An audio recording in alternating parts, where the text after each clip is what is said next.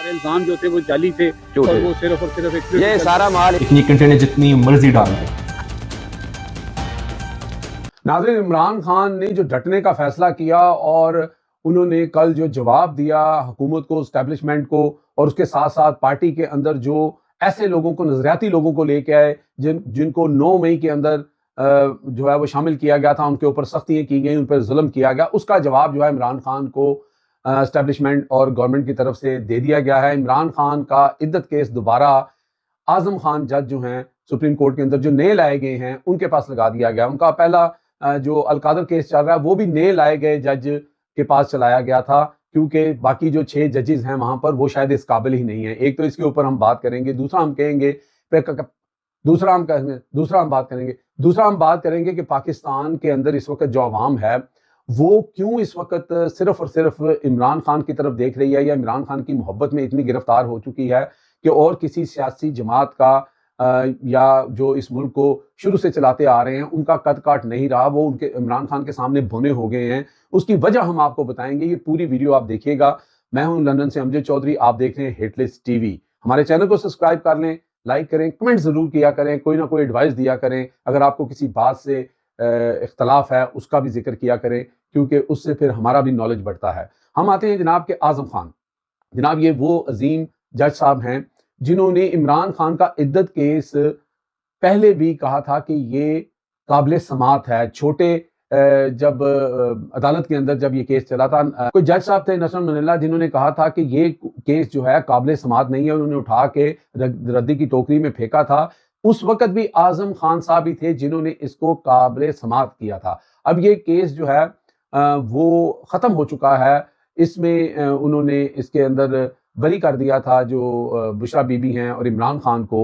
तो अब उन्हीं जज के पास दोबारा ये केस लगाया गया है। ये जवाब है इमरान खान की उस तलखी का, इमरान खान के उस यानी कि एग्रेसिव बिहेवियर का, जो इमरान खान को कहा जा रहा है कि खामोश हो जाओ, लेकिन इमरान खान खामोश होने की बजाय डबल डाउन कर रहे थे।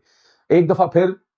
जिल्लत का बाजार लगेगा, एक दफ़ा फिर सोशल मीडिया और पाकिस्तान का जो बकाऊ मीडिया है उसके ऊपर बैठकर इमरान खान की ज़ोजा के बारे में जो है वो डिस्कस होगा, फिर वही सारा सर्कल चलेगा। तो फिर मुझे आप ये बता दें कि वो जो लोग पाकिस्तान के अंदर हैं, जो इवन नून लीग वाले खुद ये कहते रहे हैं कि ये वो केस है जिसकी वजह से नून लीग और दीगर जो पार्टियां हैं उनकी भी बदनामी हुई है। ऐसा केस नहीं लगना चाहिए था, क्योंकि आप अपने हरीफ को गिराने के लिए गलाजत के अंदर पत्थर मार रहे हैं और उसके छींटे आपके चेहरे तक आ चुके हैं। अब इस केस को दोबारा लगाने का मतलब ये है, वो किसी ने कहा था कि जेडे लाहौर पैड़े और लंदन भी पैड़े। ओ भाई, इमरान खान अगर पहले नहीं आपसे झुका, यही केस आपने करके बदनामी करके देख ली, अब आप इस केस को दोबारा लगाकर उसके अंदर से क्या निकालना चाहते हैं? इससे आप लोगों के चेहरों के ऊपर गंदगी के छींटे मजीद पड़ेंगे और लोगों के अंदर आप का जो परसेप्शन इस वक्त बदल चुका है। यहाँ पे सर्वे हो रहे हैं और इस तरह के सर्वे हो रहे हैं कि मैं आपको बता नहीं सकता। और उस अदारे को जिसको लोग अपने दिलो जान से पसंद करते थे, वहाँ पे 70-80% की रेशो आ रही है, दूसरी तरफ 10% या 15% है, और लोग वहाँ पे कह रहे हैं कि नहीं जी ये गलत हो रहा है, ये अदारा ये गलत कर रहा है, हम इसके साथ नहीं हैं। तो इसलिए मेरा ख्याल है कि अदारों को भी सोचना चाहिए कि आप जिस लड़ाई के अंदर एक शख्स को गिराने की कोशिश कर रहे हैं, दर हकीकत उसके अंदर पूरा पाकिस्तान गिर रहा है, उसके अंदर पूरा पाकिस्तान की सोसाइटी जो है वो गिर रही है और लोगों का एतमाद जो है वो गिर रहा है। उसकी एक वजह और हम आपको आगे बताएंगे कि वजह क्या है कि इस वक्त हुकूमत और अदारे जो हैं वो अपनी बका की जंग लड़ रहे हैं और वो अपना जो स्टांस है वो आम पाकिस्तानियों के ऊपर नहीं पहुंचा सकते। हालांकि आज भी पाकिस्तान के अंदर ऐसे लोग मौजूद हैं जो अपने हर अदारे को बड़ी इज्जत देते हैं, बड़ा उसका एहतराम करते हैं, लेकिन चूंकि सोशल मीडिया का दौर है और जब आप गलत साइड पे खड़े होते हैं तो लोग आपको नोटिफाई कराते हैं, लोग आपको रियलाइज कराते हैं कि आप यहाँ पे गलत हैं और ये आप गलत कर रहे हैं। अब मैं 2-3 सवाल आपसे करूंगा कि भाई, नवाज शरीफ एमन फील्ड का कोई सबूत नहीं दिया गया, वो बिल्कुल करप्शन से पाक है। शहबाज शरीफ 16 अरब की करप्शन का केस था और वो वजीर आजम बन गया, वो करप्शन से बिल्कुल पाक है। आसिफ अल जरदारी जिसके ऊपर मनी लॉन्ड्रिंग के इतने केस थे, वो जनाब आपका सदर बन गया। उसके बाद कल आपने खबर सुनी होगी कि आसिफ जरदारी की हमशीरा जो हैं फरियाल तालपुर साहिबा जो हैं, उनके खिलाफ जो मनी लॉन्ड्रिंग के वो चाय वाला, वो परचून वाला, वो फलाना ढमकाना, वो सारे जो केस थे वो उसके अंदर वो भी बाइज्जत बरी हो गई। बड़ी अच्छी बात है जनाब, हमारा सिस्टम जो है वो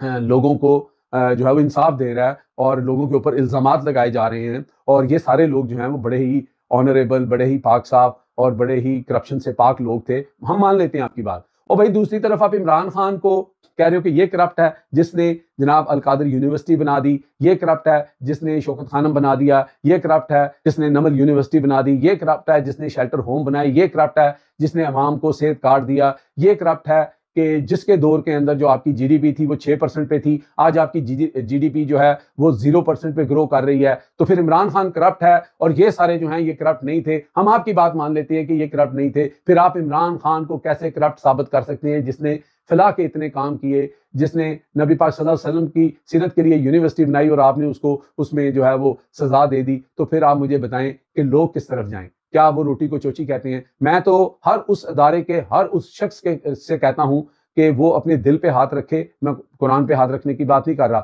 صرف اپنے دل پہ ہاتھ رکھے اور آنیسٹلی اپنے گھر میں جا کے اپنے بچوں سے پوچھے، اپنی بیوی سے پوچھے کہ کیا یہ جو ہم کہہ رہے ہیں، جو میں نے کہا ہے کہ یہ سارے لوگ جو ہیں یہ کرپٹ نہیں ہیں لیکن عمران خان کرپٹ ہے، تو یہ سارے سوال ساتھ رکھ کے دیکھے اور وہ دیکھے کہ اس کو جواب کیا ملتا ہے۔ خدا کی قسم ان کے گھر والے جو ہیں وہ بھی اس کو کہیں گے کہ نہیں، آپ غلط بات کر رہے ہیں، آپ ایک پولیٹیسائز چیز کر رہے ہیں، آپ کسی کو دبانے کے لیے کر رہے ہیں، لیکن یہ سچ نہیں ہے۔ اور اس کا رزلٹ 8 فروری کو لوگوں نے دیکھ لیا تھا۔ جتنے بھی ہمارے آپ دیکھیں کہ کنٹونمنٹ کے ایریاز ہیں، وہاں پہ آپ دیکھیں کہ ہمارے جو افواج کا ادارہ ہے وہاں پہ جو لوگ رہتے ہیں، وہاں سے عمران خان کو جو ہے وہ 70% ووٹ جو ہے وہاں سے پڑ رہا تھا۔ آپ جوڈیشری کے اندر دیکھ لیں، آپ پولیس کے اندر دیکھ لیں، آپ کسی بھی ڈپارٹمنٹ کے اندر چلے جائیں، آپ پاکستان کے ایک مزدور سے لے کے اور ایک 22ویں گریڈ کے بندے تک کی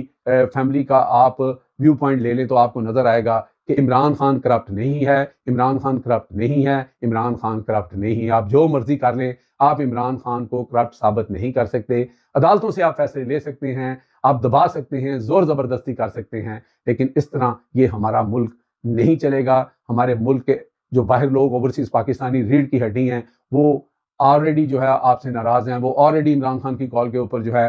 وہ ریمیٹنس جو ہے وہ کم کر رہے ہیں۔ آنے والے دنوں میں اس طرح کے کیسز کے ساتھ مزید لوگوں کے اندر نفرت اور فرسٹریشن بڑھے گی۔ تو مجھے یہ کہنا ہے کہ یہ سلسلہ بند ہونا چاہیے اور ہم سب کو جو ہے وہ اپنی پچھلی باتوں کو